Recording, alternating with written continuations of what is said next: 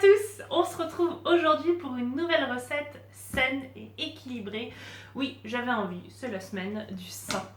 C'est parti pour un super granola pour tous vos petits déj, vos goûters, vos envies de snacks, etc. etc. Je ne sais pas pourquoi je parle comme ça. C'est parti pour la recette du granola, vous allez voir, c'est méga rapide, méga simple, méga sain, comme d'habitude. Allez, go! Alors, on va commencer cette recette en pesant 250 g de flocons d'avoine. Puis, on va rajouter 60 g de noisettes. Également 60 g d'amandes.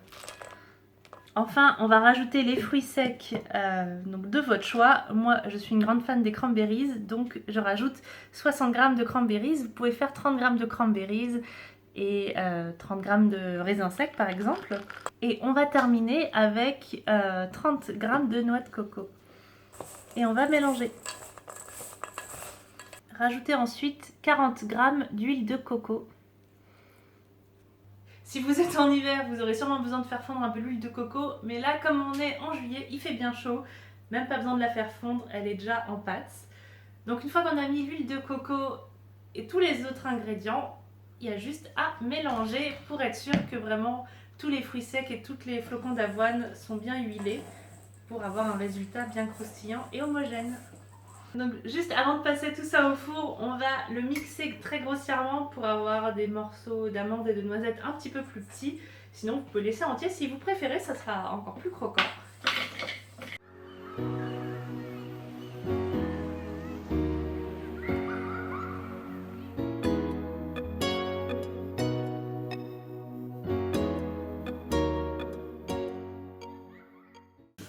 Et voilà, il ne nous reste plus qu'à répartir notre avoine et fruits secs sur la plaque.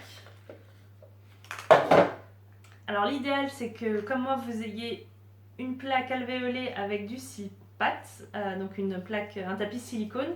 Si vous n'avez pas de tapis silicone, mettez directement sur un papier cuisson, ça sera très bien également. Voilà. Donc répartissez de manière, le mélange de manière à ce que ça soit la même épaisseur partout, pour pas que ça soit trop cuit d'un côté et pas assez de l'autre. Il va falloir le surveiller, on ne veut pas que ça crame, on ne veut que ça colore juste un tout petit peu, voilà, que ça commence à dorer pour que ça soit bien croustillant pour les petits déjeuners.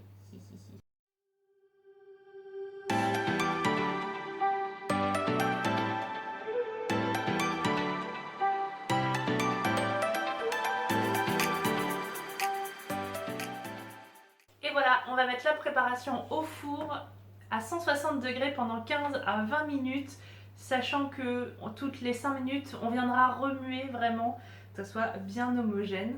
Donc c'est parti pour 15-20 minutes.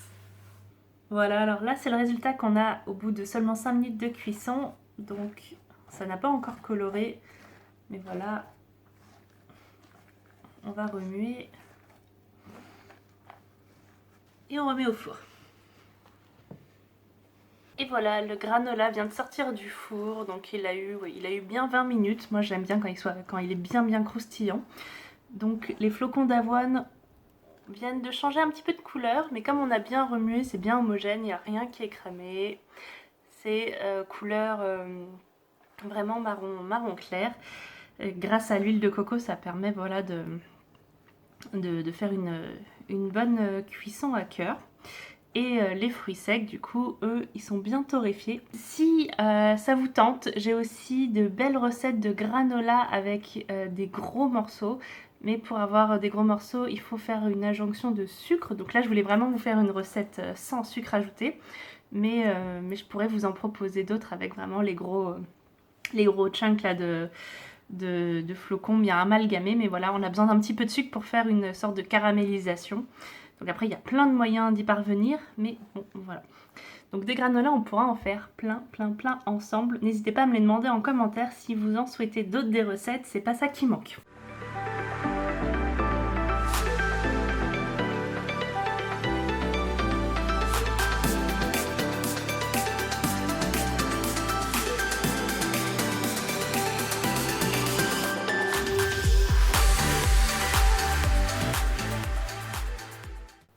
Et Et voilà, le granola est fini. Je l'ai mis dans un petit pot. Bon, en vrai, il y en a un peu plus que ça. Donc ça fait quand même une bonne quantité. Ça, c'est vraiment le granola, on va dire, de base. On n'a pas mis trop de choses. Donc ce qui est bien, c'est que soit vous pouvez vous amuser à faire des pots et des pots et des pots de plein de granola différents. Soit vous pouvez avoir un granola de base comme ça. Et tous les matins, selon vos envies, vous rajoutez quelques ingrédients. Vous pouvez rajouter des graines, vous pouvez rajouter des épices, vous pouvez rajouter pour les plus gourmands un petit peu de pépites de chocolat ou autre. Donc vraiment, vous pouvez rajouter ce que vous voulez, en plus des fruits frais, des yaourts, etc. etc. Donc ça, je trouve que c'est vraiment le granola de base. Moi personnellement, il y a tout ce que j'aime, amandes, noisettes, canneberge. En hiver, clairement, je rajouterai un petit peu de cannelle parce que je suis fan. Mais voilà, je pense que c'est un bon basique. Si vous voulez d'autres recettes de granola, n'hésitez pas à me les demander, j'en ai des tas. Je peux vous faire des granolas aux graines, je peux vous faire, comme je vous disais, des granolas avec des plus gros morceaux vraiment très croustillants, mais dans ce cas-là, il y aura un peu plus de sucre. Enfin, un peu plus, il y aura du sucre. Donc vraiment, il y a plein de possibilités. Bonjour Miss Tigri, tu n'as pas le droit de monter là, bah tant pis pour toi, du coup tu vas dire bonjour à la caméra. Le coquin qui veut du granola. Voilà, moi j'espère que la recette vous a plu. Je vous fais plein de gros bisous et la semaine prochaine on passe en août. Donc la première recette sera une recette étrangère. J'ai hâte de vous la faire découvrir. Je vous fais plein de gros bisous et bon petit déjeuner. À bientôt!